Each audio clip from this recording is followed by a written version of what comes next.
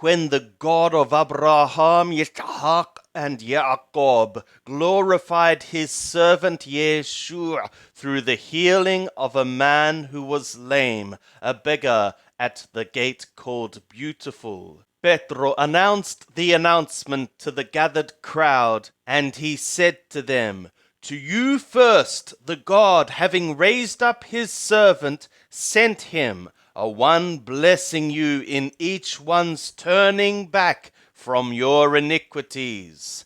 Acts chapter 4. And as they spoke to the people, the priests and the captain of the temple and the Saducayah came upon them, being greatly troubled through their teaching the people and proclaiming in Yeshua the resurrection out of dead ones. And they laid the hands on them and put them in ward to the morrow, for it was already evening. But many of them that heard the word believed, and the number of the men came to be about 5,000. And it was on the morrow that their rulers and elders and scribes were gathered together in Jerusalem. And Hananiah the high priest was there, and Caiaphas, and Johanan, and Alexandro, and as many as were the kindred of the high priest. And when they had set them in the midst, they inquired, "By what power, or in what name, have ye done this?"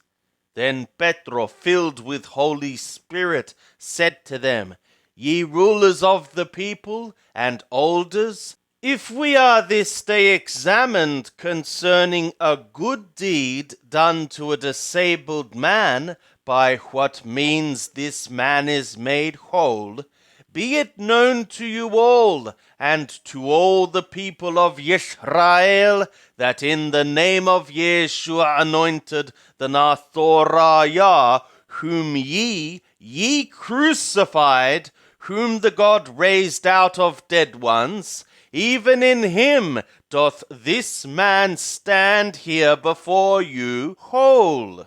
He is the stone which was set at naught of you, the builders, which was made the head of the corner.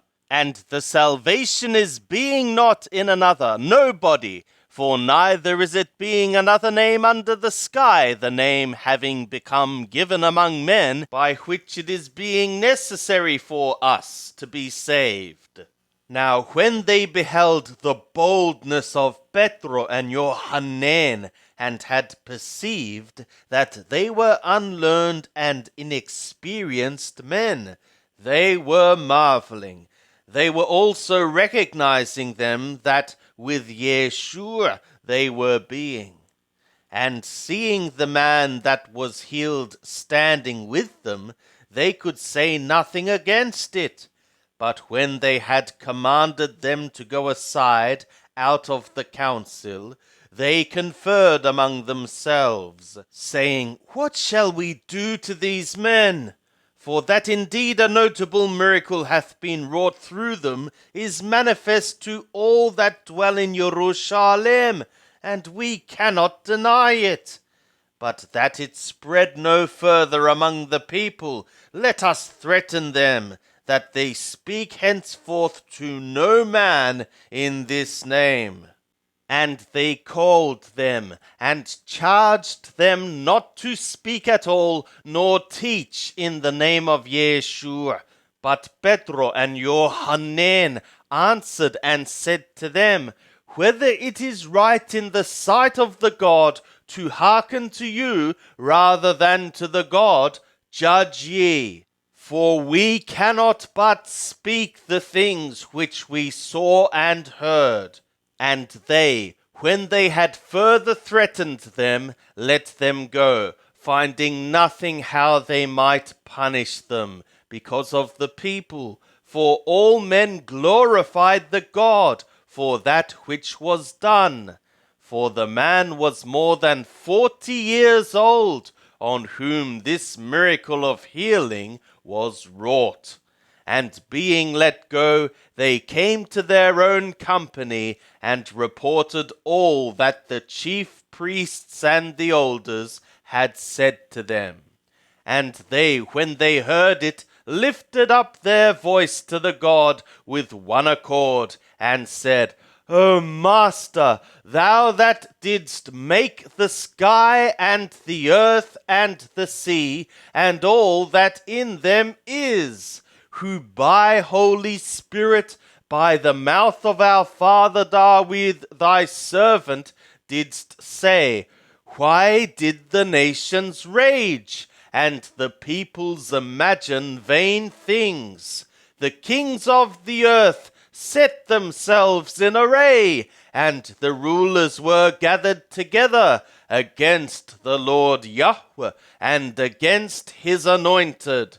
For of a truth, in this city, against thy holy servant Yeshua, whom thou didst anoint, both Herodes and Pontio Pilato, with the nations and the people of Israel, were gathered together, to effectuate as many things as thy hand and thy counsel foreordained to become. And now, Lord, look upon their threatenings, and grant to thy bondservants to be speaking thy word with all boldness, while thou be stretching forth thy hand into healing, and that signs and wonders be becoming through the name of thy holy servant Yeshua.